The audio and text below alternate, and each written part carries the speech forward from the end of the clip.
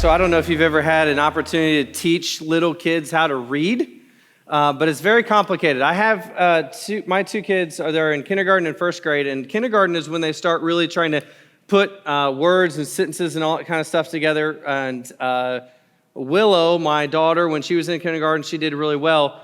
My son is struggling a little bit. And here's how I know this is true, because the consistency of words in English is very complicated, okay? Let me show you some examples. These are called homophones, and when you're trying to teach a kid how to understand how to write and to read, specifically write and write, it doesn't make sense. No and no, through and through, and you go through these words and you say, they're spelled different, but they sound the same, right? Now, if you start from scratch and you want to say, well, one starts with a with a W, well, why doesn't this one? And you try to get this with little kids, and they can't wrap their minds around it. And Shelby is way better at teaching kids. Well, she's a teacher, but she's way better at dealing with the kids than I am, because I usually just end up and go, you're not getting it, right? And I can't do it, but I know that it's difficult and it's hard, but they just can't get it. Now, eventually they do, but maybe you've had moments in your life where you've had a hard time understanding something, right? Where it seems like maybe everybody else gets it, but maybe you just don't get it.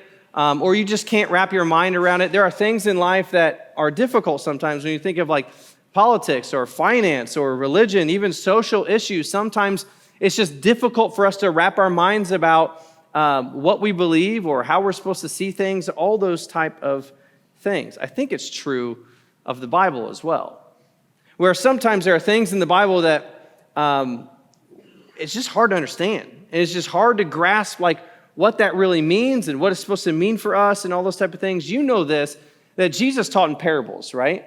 And when he taught in parables, specifically to his disciples or anyone who would gather in to listen to him, a lot of people walked away confused.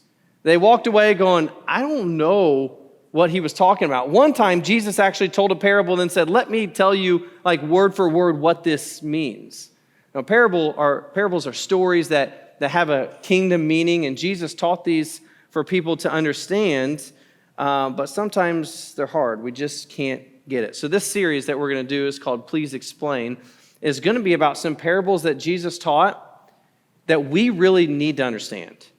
We really need to wrap our minds around it. We really need a further explanation. We really need to understand what Jesus meant with these things, because it changes the way that we live. And I want to unpack some of these things for you. I'm going to start tonight with a parable that Jesus tells in Luke chapter 15. So if you have your phones or your Bible apps, you could turn there, because we won't read every word from this parable. I'll summarize a lot of it, but everything that we're going to read is in Luke chapter 15. And in Luke 15, Jesus tells a series of 3 different parables that are all very related when it comes to lostness. And so he told a parable about a lost sheep. You guys are probably familiar with some of these things I'm going to say, but the lost sheep was the parable of the shepherd who had 100 sheep, and he lost one wandered off, and he decided to leave the 99 who were still with him to go and to find the one who had wandered. And so that was one story that Jesus told. Then he told a story about the lost coin. Now, we don't have a song about the lost coin, but the lost coin is pretty similar. It's about this woman who lost a single coin, and she valued it so much that she tore her house apart looking for it. And when she found it, she rejoiced. Well, then Jesus, after he tells these 2 parables, he ends with another one that's called the parable of the lost son. And here's where we get confused sometimes, because I'm going to make the assumption, I could be wrong, that if you've been around church long enough, you probably know what these are about, right? And you've heard the parable of the lost son or the prodigal son. But sometimes we have a misunderstanding of what this story is actually about, because this story is not just a story about one son, but it's about 2 sons. There are 2 sons in this story that we are meant to compare and to contrast these 2 brothers. And if we don't compare and contrast them, we miss the radical message that Jesus is trying to teach to everyone who's listening to him, okay? Now, typically when you tell a story, and even Jesus does this when he tells parables, it's a 3-part formula to a story. You guys know this, right? You're introduced to a background information. You get to learn a little bit about who's involved in the story. There is a conflict, right? There's a problem that arises. and then there's a resolution. That's a book that you read. That's a movie that you watch. That's how a story is developed. Background, conflict, resolution. But in this parable that Jesus tells, he doesn't follow that formula. And I'll tell you why a little bit later, but I want to summarize the story with some insight along the way and then set you up into your groups to really talk about where you see yourself in the story. So, Act 1 of this story goes like this. In Luke chapter 15, starting in verse 11, it says this. There was a man who had 2 sons. The younger one said to his father, "Father, give me my share of the estate." And so he divided his property between them. Okay? So this is our background. This is what we're going to understand. This is how the story sets up. There's a father, and he's got 2 sons. But let's break down a little bit deeper what's going on here. In Jesus' time, an estate, a person's estate was to be divided among his sons when he passed away, with the oldest son getting a double portion of that estate. So as Jesus tells this story, there's 2 sons. And so when his estate would be divided, his older son would get a double portion. He'd get twice as much as the younger one. And so when the younger one comes along and says, he wants his estate now, or he wants his inheritance now, what is owed to him when his father passes away, what he's basically saying to his father is this: I wish you were dead. Give me what is owed to me now. Right? That's what he's trying to communicate in this story. He wanted the father's things. He wanted his share of the stuff, but not the father.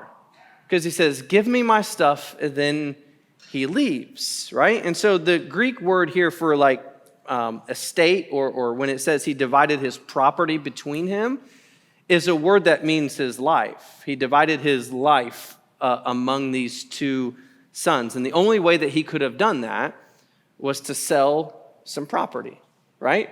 Because that was his estate. That was his worth, was his land. And so in this story, the crazy thing about what the last sentence that we read is, so he said he divided his property between them. He did what the younger brother asked him to do. He sold off his things, gave him the money, and let him have it. So it's kind of crazy they tore his life apart for this son. Now, you know how the story goes, right? So the younger son, he gets that money, and he goes off and he squanders. He loses all of it in wild living. And it says he spent it on prostitutes. He found himself spending all the money, starving, wanting to eat pig food, and he comes to his senses and realizes, I've messed up. I've made a mistake. I shouldn't be living like this. And he comes up with this plan to say, I want to go back to my father, and I want to basically repay him. I want to be a servant. I want to work my way back into the family. He wasn't coming asking for forgiveness. Father, forgive me. He wanted to come and say, Lord, Father, make me like one of your servants. I want to pay back what I have taken from you. So he has this plan in mind, and he decides to go back to his father. But one of the coolest parts about this story is in verse 20, because as he has this plan in mind, he is heading back to his father, and this is what we read. But while he was still a long way off, his father saw him and was filled with compassion for him. He ran to his son, threw his arms around him, and kissed him. Now remember, this is a story that Jesus is telling. I don't want you to get lost in the details because this didn't actually happen. This is a story that Jesus tells because he's making a point here for the people who are listening. And the first point that he makes is this, is that no matter who you are or what you've done, if you come home, God will welcome you and he will forgive you. In this story, the Father is God. The sons were one of the sons. And as we get to this point in the story, what we learn is that no matter what you've done or what you've said or what you have felt, if you come back looking for forgiveness, he will welcome you. And I just hope that before we move on any further tonight, that if that is what you need to hear tonight, that's what you hear. That no matter what you've done, no matter where you've been, no matter what you've said or thought or felt or any of those things, if you return to God, if you come back with forgiveness in your heart, that is exactly what you'll get. You will find forgiveness and God will welcome you home. And I love that verse 20 because before he even spat the words out of his mouth of saying, I'm sorry, or I want to do this to repay you, his father threw his arms around him, hugged him, and kissed him. That's how he embraced him. Now, this is almost always the takeaway about this story, but it's not the end. This is not the end of the story. Let me explain. You have to look at the context of who Jesus was talking to as Luke chapter 15 unfolds. The original listeners would not have had tears running down their faces. They were offended. In fact, look at this from Luke chapter 15, verses 1 and 2. Now, the tax collectors and sinners were all gathering around him to hear Jesus. But the Pharisees and the teachers of the law muttered, "This man welcomes sinners, and he eats with them."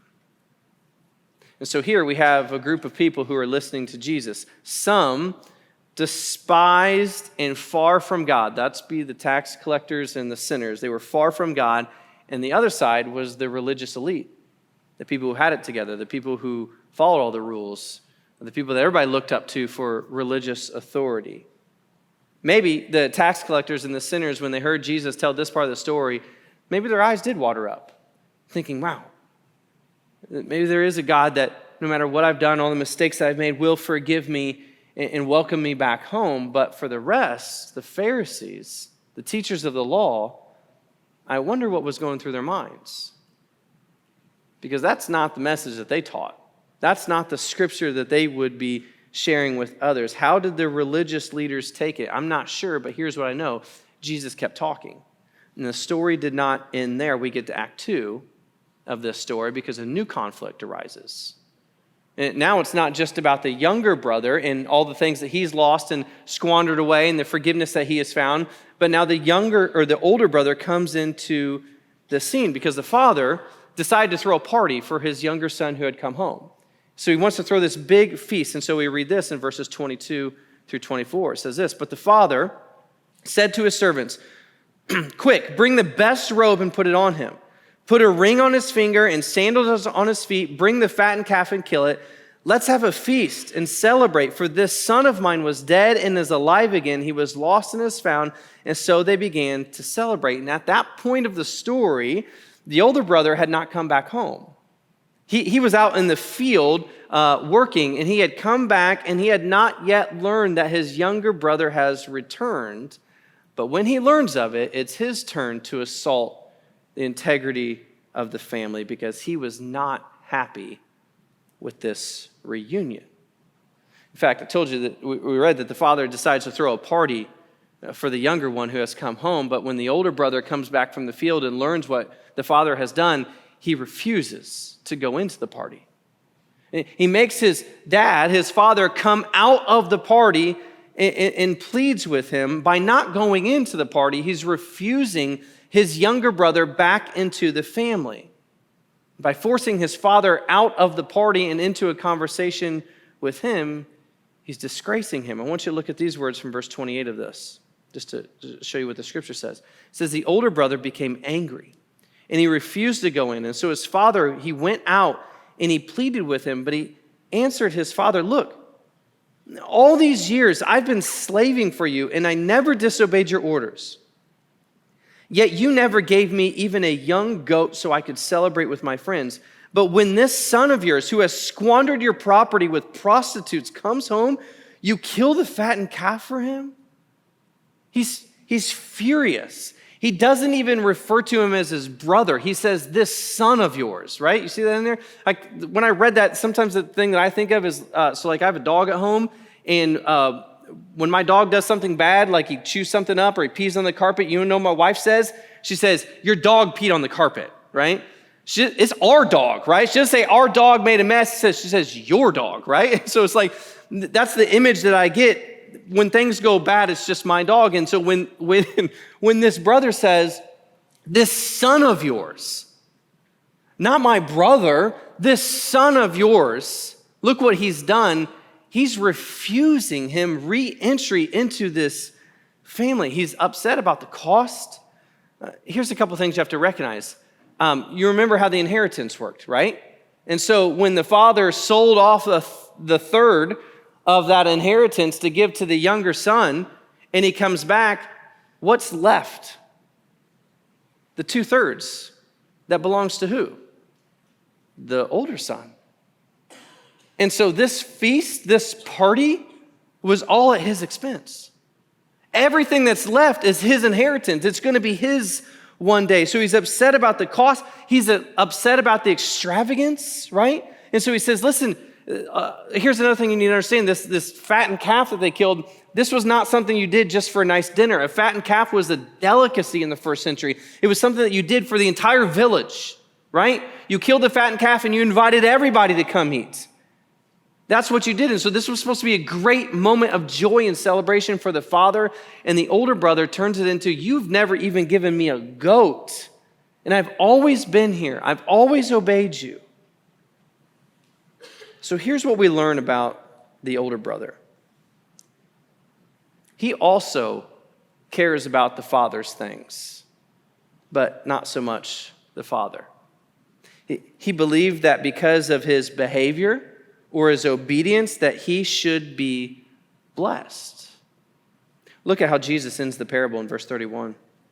He says, my son, the father said, you were always with me, and everything I have is yours.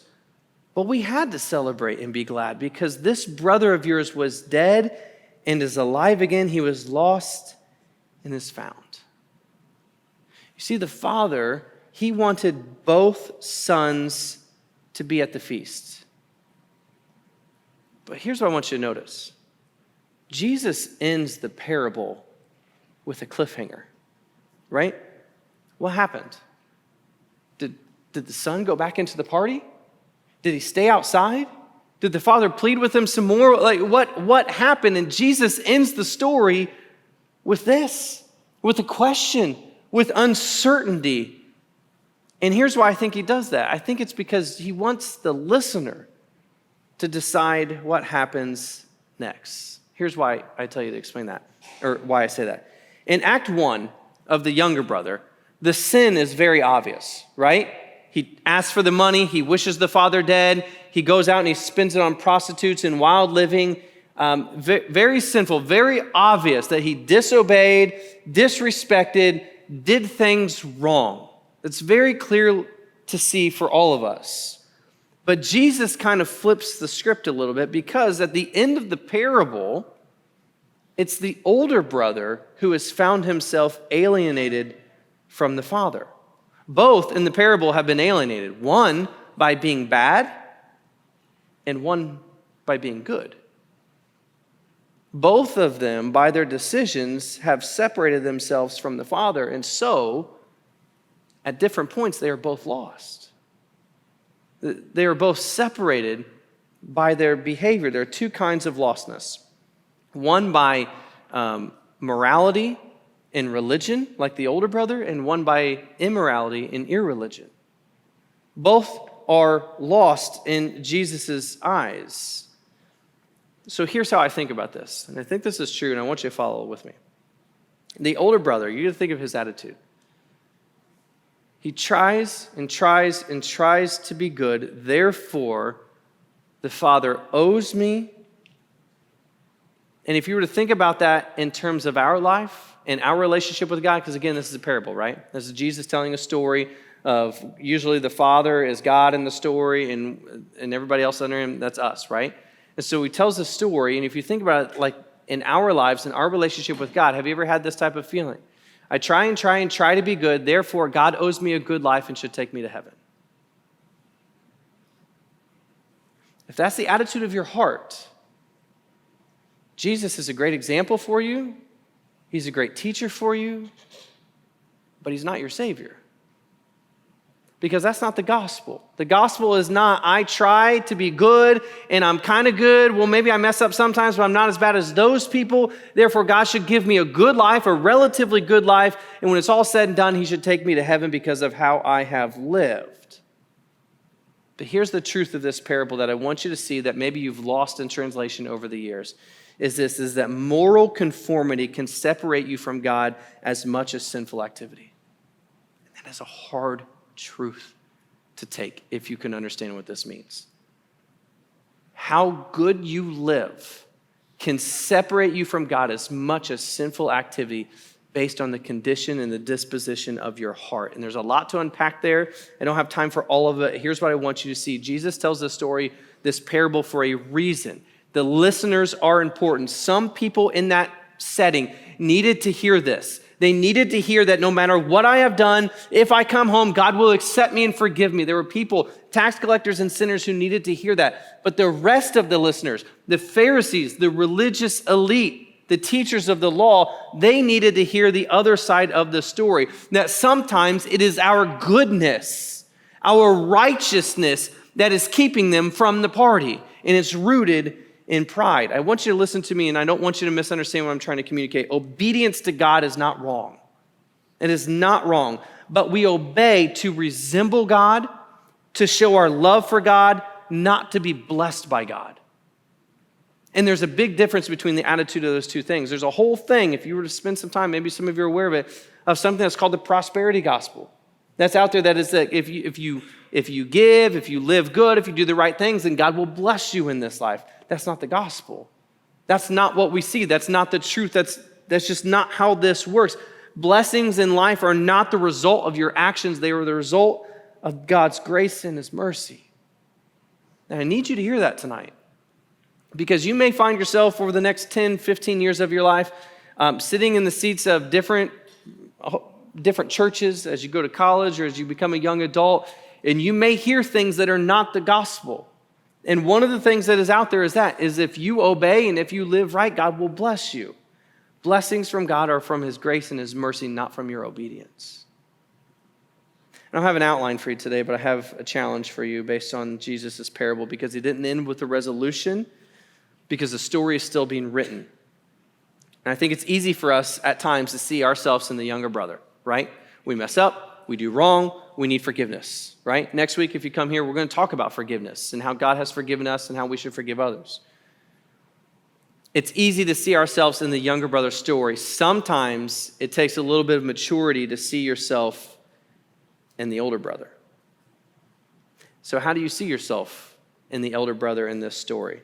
Because if you don't recognize it, you can begin to harden your heart away from God when things in your life don't go your way, and it will keep you from the party. Let me ask you some questions. In what ways do you feel like God should bless you, lift you up, do things for you because you have done things the right way? You have good behavior, you come to church, so therefore God should bless me a little bit, right? I know I'm not perfect, but I'm not as bad as everybody else, so I deserve something. Here's why it's dangerous, because here's what happens in life. When you feel like God owes you and things don't go as planned, you won't go into the party, because you'll be like the older brother.